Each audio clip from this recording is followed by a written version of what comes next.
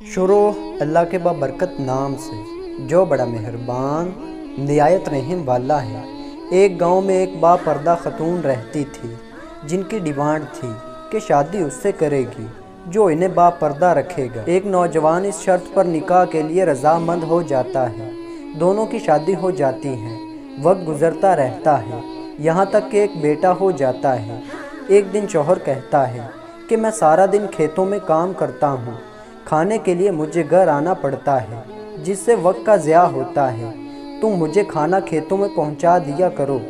بیوی راضی ہو جاتی ہے۔ وقت گزرتے گزرتے ایک اور بیٹا ہو جاتا ہے جس پر شوہر کہتا ہے کہ اب گزارا مشکل ہے، تمہیں میرے ساتھ کھیتوں میں ہاتھ بٹانا پڑے گا۔ یوں وہ با پردگی سے نیم پردے تک پہنچ جاتی ہیں اور تیسرے بیٹی کی پیدائش پر اس کا شوہر مکمل بے پردگی تک لے آتا ہے۔ وقت گزرتا رہتا ہے یہاں تک کہ اولاد جوان ہو جاتی ہے۔ ایک دن یوں ہی بیٹھے بیٹھے شوہر ہنسنے لگتا ہے۔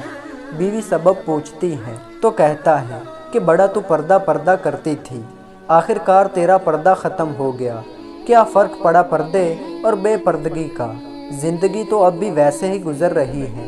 وہ بولتی ہے کہ تم ساتھ والے کمرے میں چھپ جاؤ، میں تمہیں پردے اور بے پردگی کا فرق سمجھاتی ہوں۔ شوہر کمرے میں چھپ جاتا ہے۔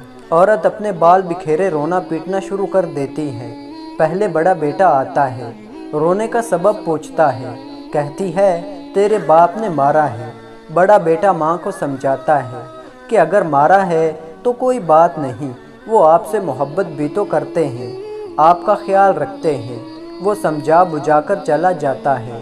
عورت پھر سے رونے کی ایکٹنگ کرتی ہے اور منجلے بیٹے کو بلا کر بتاتی ہے کہ تیرے باپ نے مجھے مارا۔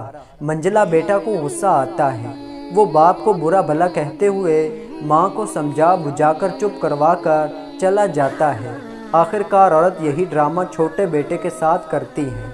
چھوٹا بیٹا تو غصے سے آگ بگولا ہو جاتا ہے اور زور زور سے گالیاں بکتے ہوئے ڈنڈا اٹھاتا ہے اور کہتا ہے کہ ابھی باپ کی خبر لیتا ہوں۔ پھر عورت شوہر کو بلا کر بولتی ہے کہ پہلا میرے پردے کے وقت پیدا ہوا تو اس نے تیرا پردہ رکھا، دوسرا نیم پردے کے زمانے میں پیدا ہوا تو تیری آدھی لاج رکھ لی، جبکہ تیسرا جو کہ مکمل بے پردگی کے زمانے میں ہوا تو وہ مکمل طور پر تیرا عزت کا پردہ اتارنے گیا ہے۔ پردہ عورت کا فطری تقاضا ہے۔